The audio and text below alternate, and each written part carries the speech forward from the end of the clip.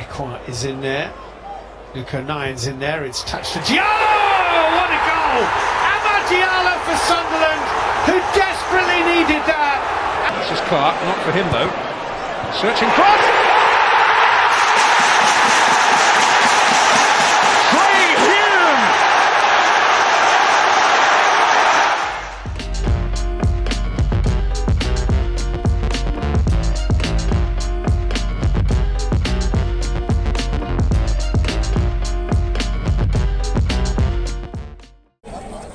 Hello, welcome back to What the Folk podcast, the review show, but this is kind of one of those ones where we just do it on the fly, do it before, maybe do it in the middle if we can be bothered, and then do some stuff at the end because, well, I'm busy, so it's the only way I could do it. I'm only with Brad at the moment. Brad, you alright? Yeah, not bad, mate. Looking forward to it. Sun's shining, the tavern's rammed. Yeah, I think the nerves are starting to set in just a little bit. Can I be honest? And this might sound daft towards the end of the podcast, but I don't think it will. I'm as chilled as I've ever been before what you would classify as a big game. I just don't feel like we have anything to lose. Look, if we lose, alright, I don't know whether I expected us to be in the playoffs. We're not all like you, but what can I say? I'm just really chilled about the whole day. Sun's out, looking forward to it. Yes, there's stuff riding on it, I guess, but look, worst case scenario, I said this last week, I can't remember if I said it on the podcast, I can't remember if I said it on just to Ashley in the house, to be honest with you. If we'd finished 7th last week and won at Preston, I would have still had the same amount of hope as if we get beat today. I think regardless, I'm hopeful for the future. If we end up getting in the Premier League somehow by going through the playoffs, then spotty dog if we don't. Just said it, man. I know, but spotty dog if we don't, innit? It's it is what it is, but you said the nerves are setting in, so what for? Now we'll lose, no pressure? Yeah, because obviously I need to keep getting my predictions right, and I'm sure I said a few weeks ago if we get in the playoffs we will spank the Boa.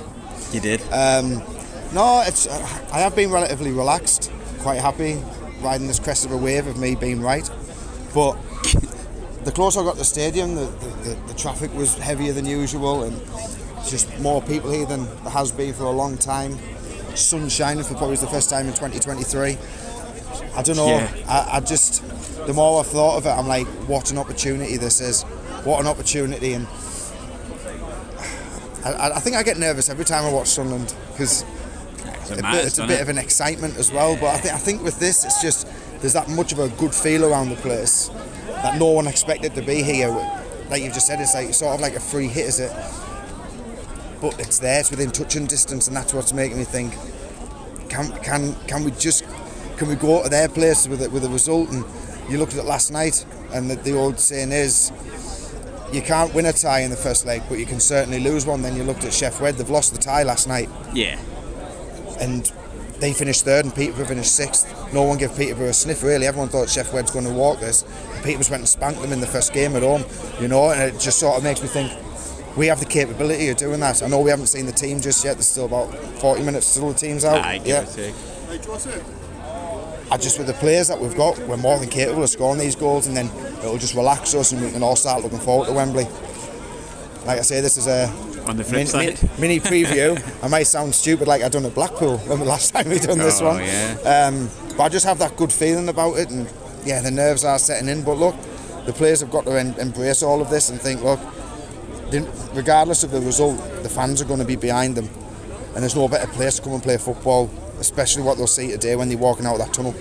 Yeah, and you know what, it's funny, people might point to the fact when I was getting annoyed when we had that run against Coventry, Rotherham and Stoke, and I said people saying, playoffs are probably too far, too soon to get promoted, and I'm saying you kind of pick when you get promoted, and I guess there's an opportunity in that way, but I'm not just saying it for effect or saying it to be cool as a cucumber. I genuinely am not nervous at all, and I think the only way I'd kind of maybe get nervous is if we're talking second leg and there's one goal in it, and that goal can change the tie, because obviously you wanted it out at Wembley, and then what will be. But compared to last year, I felt like last year it was shit or bust.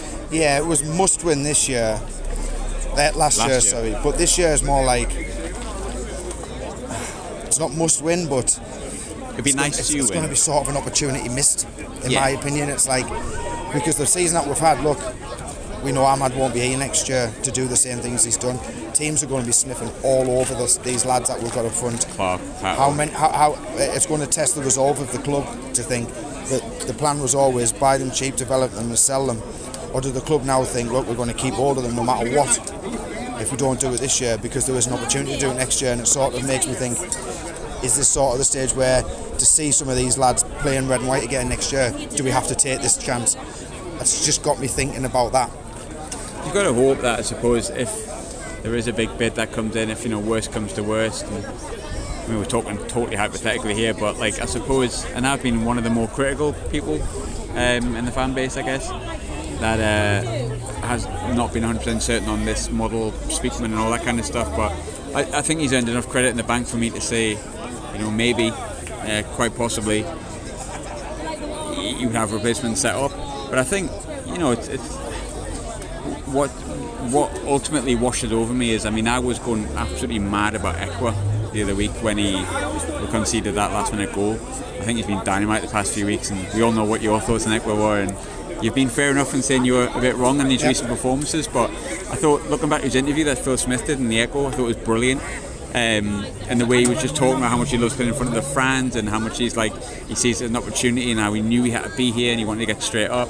And I think that's just the kind of the whole feel around the club, and I genuinely don't feel like getting beat tonight or over the two legs it's going to knock that. I honestly don't. I think it is like a nice free hit. I think we're 100% capable of doing it, don't get me wrong, but we've also got a lot of injuries. There's a lot of reasons why we could lose tonight, but ultimately if we did lose over the two ties, I think a lot of people would still see this season as a massive reason for hope, a massive beacon. And I think we're talking about process and progression, and I think no matter what happens tonight and over the next two legs, we've accelerated it, and I think that's the big plus. And that's not me talking down us, potentially win. If we win, great, and I think we're definitely capable of it. If we don't, we've progressed this season further than we ever could have done. And I know someone said before I worry about Huddersfield, but I like to think we're a little bit better run than what Huddersfield were last year, and that we can aim for, again, like I said, it's accelerated. If we don't get in the playoffs next season, yes, there's a bit more pressure for next season, I get that,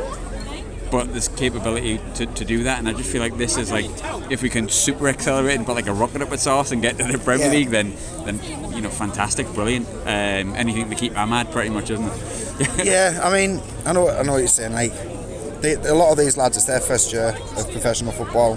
Ekwa, for example. A few of the lads, it's their second year, but it's their first year of Championship football. Next year, if you're looking at the flip side of it, yes, they're going to be another year more experienced, but there's going to be another year where people know what they're all about. Yes. This year has been, they've just been, us as fans don't know what to expect from them, and we watch them week in, week out. So it's just like surprising everyone, and I just hope that if it doesn't work, touch wood, I'm not touching metal, but same thing. I just feel like it's here. It's within our grasp. Yeah. And for me, and I've said it before, if I could have handpicked a team to play over the two legs, Luton would have been the one. Although they finished the highest of the teams I've seen play, not just at the stage of life, but when we played them away. Coventry were really good here. That's who I didn't want. Coventry were the one I didn't want. And they were good away, and with Jokeres up front, how can happen? Bauer's got the highest, the top goal scorer in the division. Over the two games, home and away, we were probably the better side, but just lacking a striker in that first game that showed them beat them here. That we had a striker, we went and beat them 2-0. Comfortably as well. But they've came out and like a shocking start to the season. They've been outstanding, really. If you look at the season as a whole, Luton have just steadily ticked along, I think, and I don't know. Consistent Luton, that's the thing. And I just have that. I don't know why you would want to play the team that's in third, but I just do. I know, but it's because it's a free hit again. It's hope, and like that's no disrespect to them either. No, I know Coventry and Luton, Coventry and Borough are bigger clubs than Luton, but Luton are the favourites or second favourites going into this for a reason, and they finished third for a reason. Yeah, they are a good side. But they have their way of playing, which is completely in contrast to how we play football. And if we can play our game, I think really if we turn it on like we have been away from home and do it in front of these fans tonight, I don't think they can live with us, and that's a big statement, but I don't think they can. Let's make ourselves look really silly and get some predictions in then. It's always a risk when we do this kind of thing. Thankfully it's worked out for us. This will be the one where it doesn't, lads and lasses, so I'm putting it out. Like, if you listen to this now and we've been spanked at home, please respect the fact that I have the balls to put it out. But I'm feeling confident. I fancy Sunderland 2-0. I'm a little bit more confident than you. I fancy 3-0. And I think That's we'll not go... confidence, that's heroin, mate. And I have a sneaky feeling all 3 goals will come in the first half. I don't know whether I agree with Brad. That is not thought of what. That is the thoughts of Bradley Sharp, and not what. Yeah, my views are my own. I don't know. The way that we've got into the playoffs, you see it every year. Forest were the best example of it last year. A team that was written off for 5-6 games before the end of the season, it was probably just out of reach. But all the stars have aligned. We've dropped points. Other teams have dropped points. We've picked up 1 point. They've lost. Forest fifth, I think. Oh, that's a shame. But it's sort of like they got in there at the last when realistically they shouldn't have been. They had no divine right, and they had that momentum. I know Luton are 14 unbeaten. I know Coventry are however many unbeaten. Borough just can't buy a win, but they've took their foot off the gas, specifically ready for the playoffs. But yeah, there's always that one team, and Forest were the one that comes straight to mind from last year. Wickham, the season the season got curtailed. They got in there because they decided not to play any more football, and they ultimately went up. Yeah. There's just the stars seem to align. Every time we've picked up a draw, teams have lost. If we've won, teams have drew. That can't just be happening for us not to take this. 3-0 Sunderland, and if we 3-0 Sunderland. So right now, everyone listening knows we look stupid, but thanks for tuning in and giving us the time of day. We do appreciate it. We will catch you either at half time or full time. Thank you very much. Goodbye. Well, it was just me and Brad before the game. We were very confident, and we had a fucking good right to be. Brad, how are you doing? You all right? Yeah, mate. Absolutely buzzing. I mean, I wasn't right with the 3-0, but I'll take 2-1 every day of the week, especially with a little bet I had on as well. Amad Diallo outside the box, Sunderland to win, 28-1, 10 notes. That pays for Wembley. When we get there, Bradley. No, you there, know me. I know. Once again, the views of Bradley Sharp and not the What the Four podcast. We've already used that once today. Having to use it on a weekly basis. As you can tell, we've got Hospitality Ross here. Hospitality Ross. Wow, that's a good new name. Aye, mint. Pierre Ekwall, what a player.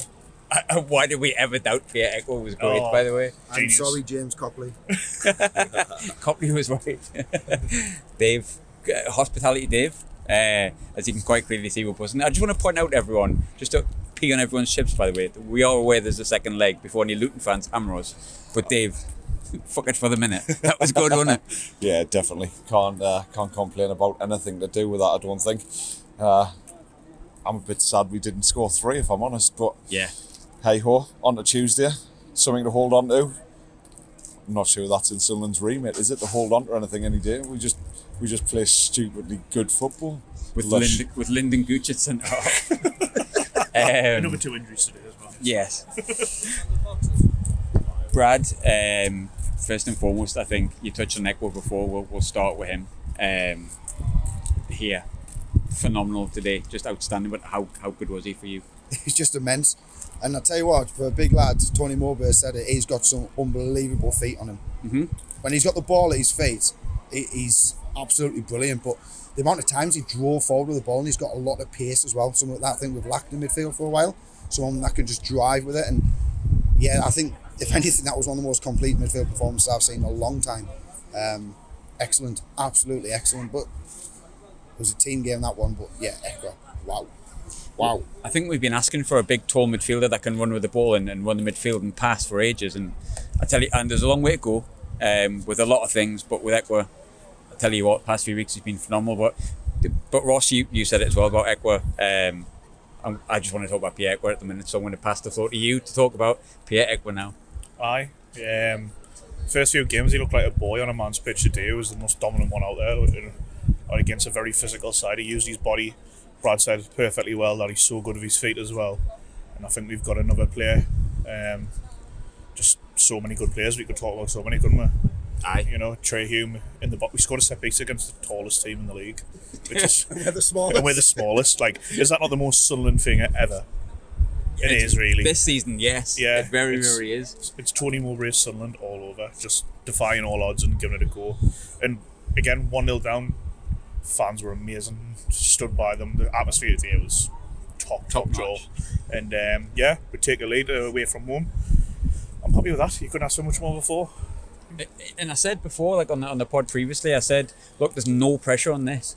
Like I said 2-0, Brad said 3-0, fair enough, it's not been that good, but like there's just no pressure at all. And again, it felt like that within the crowd. But tell you what, there was pressure last year with the Chef Wed game, and that was one of the best nights I've seen at the stadium. That was definitely one of the best late afternoons that we've had, Dave. But I felt like the stadium roof may possibly have came off when Amad Diallo just did Amad Diallo. How good of a player is he?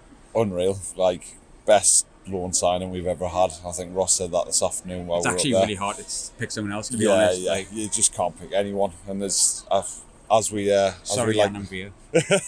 yeah, we loved you. We don't love you as much as Ahmad. You know, please come back sometime. Tips up in Pontyland Airport and begs for us to answer the phone. There's three things certain in life. There's death, there's taxes, and there's Brad calling someone shit for a month later to be a world-class just footballer. So, yeah, happy days, isn't it? I mean, I'm quite happy that sometimes Brad's really right with stuff, or if he's spectacularly wrong, he is spectacularly wrong. Look, I feel like we do it every week. I think I've called 3 podcasts this year, and Amadcast, and that I didn't think I'd done it enough, but we can go through every single player. I thought Pritch was excellent today, but like, let's just discuss maybe the goal from Amad. Did you have any doubt that he wasn't putting that in the top corner? Because I've got to be honest, I knew he was. At first, yeah, because it was Pritchard that took the free kick. And what's going on here? But I was right behind it where it was going. Like from when it left his boot, I was already celebrating that Archie up. It was like, wow. But we've just come so accustomed to him scoring absolute worldly goals like that. I mean, I said everything I needed to after the Watford game about how good he is, and I don't think I can really say anything I haven't said already. Just run out of words for him, don't you, Yeah. really? Like, it's hard to kind of, like, because I feel like I'm just asking the same question and saying the same thing. He's just really, really good at football. One thing I will say then, about not about Ahmad, but about the game, just to change the topic a bit, is there wasn't one offside tonight. And against a team that likes to go direct, I think that was excellent because we've stood off them. We've let them maybe win a few headers or bring it down on the chest and then got into them. We knew we weren't going to win every aerial battle. So if they knew they weren't going to, you've seen it, if they were going to flick it on, one of the lads who won, or Nyan, Gooch, Hume, stood off and they won the second ball because they flicked it on to no one. Or if they brought it down on the chest, there was 2 or 3 players, Ekwar, Dan Neil, already around them. We just didn't give them anything, and that's a credit to Mowbray, how he set them up. I can't explain how proud I am of that team at the minute. Before I move on, Brad, can you just repeat what our defence was again this afternoon? We had a back 3 of Lyndon Gooch, Luke O'Nien, Trey Hume, and then Niall Huggins came on. All right, we're getting moved. Just desperate to be in the podcast, this bugger, weren't you? I've been on many times. Oh, you didn't want to be on, mate. It's rubbish. This way? All right. We'll walk this way. Walk and talk. No worries, mate. I'm not bothered about anything today. Dave, you're the closest to me. Honestly, I just want to wax lyrical about it, but hey, look, I think I said it before the podcast. No matter what happens, this has been a great season, and it's a total free hit. But something to hang on to. You've got to feel confident going forward. And look, there's a long way to go, but confidence is just flowing through the fans and the team at the minute, isn't it? Yeah, unbelievable. I mean, who do you fancy to stop a score? And that's the thing. And something to hold on to. Yeah, it's going to be nervy at times, but on the ball, we just look so classy. Yeah, I'm not sure there's anyone can deal with us, if I'm honest. Yeah, just excited. Again, I haven't had that many nerves today. It's just surreal. It's a surreal feeling. I've had none. So, yeah, on the Tuesday night, and that's what we score at least once. And We will score Tuesday night. yeah, And for me, that means Luton know they have to come out and they have to score 3. yeah, it's really, it must be quite demoralising for them to have someone like Carlton Morris in the form he's been on all year, and he's been marked out the game by 2 midgets and a centre midfielder. We limited in one shot outside the box in the second half, which went about, I don't know, 10, 20 yards over the bar. So, yeah. Can I also just point out, like, it's something that's probably going to go under the radar a bit. And I'm not, he didn't make any spectacular saves or anything like that today, but Ross, this is Pato's, it's his 55th game. He only came in last December. It just dawned on me today how assured I feel with Pato in defence. And I just felt today the things he collected need to collect. And look, that's a big physical team. They were absolute giants today. Let's not deny Second half, he totally, every set piece he came out and collected, totally dominated. But I think he's also getting a lot more calmer on the ball. In the first few games of the season, he got a bit shaky when we were playing under Mowbray, passing out from the back, especially with no strikers when we had to play that way. And I thought he was really composed today. I think O'Nien in front of him really helps him as well, because they're both very vocal to each other. Again, him. O'Nien, brilliant again. He's the leader on the centre back, mad. Patterson was great today, and I thought Daniel did really well because he got an early booking. Yeah, And I was worried. I thought, early booking, yeah, and they started to overrun us a bit, but then him and Ekwa were just fantastic in the end. You know, they dominated that midfield in the second half before he deserved the win. Yeah, we did, and I think I'll come back to you with this one, Brad. No, I'll come to Dave. Dave, you know what's weird? I normally get this kind of stuff right. However, when you're stood in front of me, somehow I'm getting it wrong. I think, Dave, the big thing with that was we did deserve it. And hey, look, it's half time. That's half time. And I don't want anyone to be listening to this and going, oh, brilliant, they all think they've won. We don't. 100%. The fact of the matter is, I'm going to be pleased as punch no matter what happens this season. And they're just making me more prouder by the week. But today, we thoroughly deserved that. Against a Luton side that's 15 unbeaten. Yeah, massively. Listen, they psychologically only scored once, didn't they? Yes. So, you know, the fact that they've only psychologically scored once, and I think psychologically it's only half time. That actually makes sense, Dave. Oh no, honestly, exactly the same. Nobody's writing them off. We all know how they're going to come out. We all know every set piece. Everything's going to be cheered down there in a little tight atmosphere. It's going to have some nervy moments, but fingers crossed. I just fancy us to score. Exactly the same as Brad. I fancy us to score. So how many are we going to concede? Let's see. Yeah, absolutely. And look, well, I'm bloody freezing now. I don't know where the sun's gone, and my coat's not on. I was going to say my nipples are on fire there, but they're not. I've only got one. Psychologically they are. And they're not on fire. What I mean is they're just cold. You know what I mean? I'm too happy. But Ross, big game on Tuesday. Really big game. We've still got those injuries. They've still got an ability to cause us problems, but we've just got to go there with no fear. And you know what will be, Ross, aye? Yeah, same game plan as the every other away game since last Coventry away. We've been phenomenal since then away from home. It could help us. I'm not going to say it will, but it could help us that they need to come at us now and they know they've got to get a goal. So that leave gaps. We've got to hope that Pritchard and Robert to rattle up and Cotton Wall. But if not, I thought Huggins looked like he'd never been away. Every time he reappears, he just slots in as if he's never been away. You know what? He's a good right back from what I've seen. I've always been impressed, but it's just he only turns up every 8 months. Mad, isn't it? He could have kicked played 3 games and he could then start at Wembley if we get through. That's how dire it is injury wise. But again, I think the whole stadium reacted to the way these lads have battled non-stop, and atmosphere was outstanding. I mentioned it before, and I just feel like we're all together as one. And there's not many tickets for Luton away, but everyone who goes down there will be fully behind them. And Luton will know now that they would have came here thinking, well, even if it's level, we can get them home. The last thing they wanted was us to take an advantage there, because the way we play, it means they've got to take risks. The risk might work. Like I say, none of us are saying that it's going to work, but we've given it a go and we've took a lead, and we consider 45 minutes of pressing. We were 8 for now, we're 2-1 up going into the second leg for the playoff. And again, it's all a free hit. Brad, I'm going to leave with the last words here. We've waxed lyrical about the